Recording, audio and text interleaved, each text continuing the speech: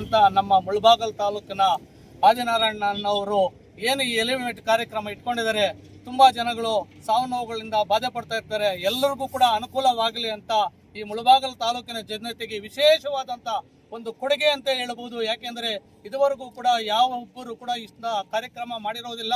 ಇವರು ತಮ್ಮದೇ ಆದಂತ ಒಂದು ದೃಷ್ಟಿಕೋನವನ್ನು ಇಟ್ಟುಕೊಂಡು ಮುಳಬಾಗಲ್ ತಾಲೂಕಿನ ಜನತೆಗೆ ಎಲ್ಲರಿಗೂ ಒಳ್ಳೇದಾಗಲಿ ಅನ್ನೋ ಒಂದು ನಿಟ್ಟಿನಿಂದ ಏನು ಎಲಿಮೆಂಟ್ ವಿತರಣಾ ಕಾರ್ಯಕ್ರಮ ಕೊಡ್ತಾ ಇದ್ದಾರೆ. ಏನು ಗೊಂದಲ ಇತ್ತು ಆಧಾರ್ ಕಾರ್ಡು DLಗಳು ಅದು ಏನು ಕೂಡ ಬೇರೆ ರಾಜ್ಯಗಳಿಂದ ಬರೆದಿರ ನಮ್ಮದೇ ತಾಲೂಕಿನವರಿಗೆ ಜನಗಳಿಗೆ ತಲುಪಲಿ ಅನ್ನೋ ಒಂದು ಉದ್ದೇಶದಿಂದ ಅದನ್ನ ನಾವು ಮೊನ್ನೆ ಪ್ರಕಟಣೆ ಮಾಡಿದ್ವಿ.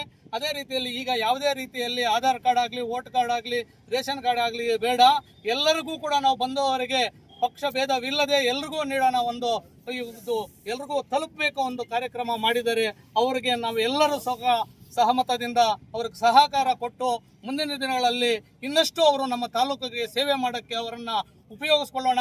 ಮುಂದಿನ ದಿನಗಳಲ್ಲಿ ಅವರಿಗೆ ನಾವು ಅಧಿಕಾರ ನೀಡೋಣ ಅನ್ನೋ ಒಂದು ಭಾವನೆಯಿಂದ ನಾನು ಹೇಳ್ತಾ, ನಿಮ್ಮ ಎಲ್ಲರ ಸಹಕಾರದಿಂದ ನಾಳೆ ಯಾವುದೇ ರೀತಿಯ ಹಿತಘಟನೆಗಳಾಗದೆ ಎಲ್ಲರೂ ಕೂಡ ನೀವೆಲ್ಲರೂ ಮಾಧ್ಯಮದವರು ಈಗಾಗಲೇ ಏನು ತಾಲೂಕಿಗೆ ಎಲ್ಲ ವೀಕ್ಷಣೆಗಾಗಿ ಮಾಹಿತಿಯನ್ನು ನೀಡಿದ್ದೀರಾ.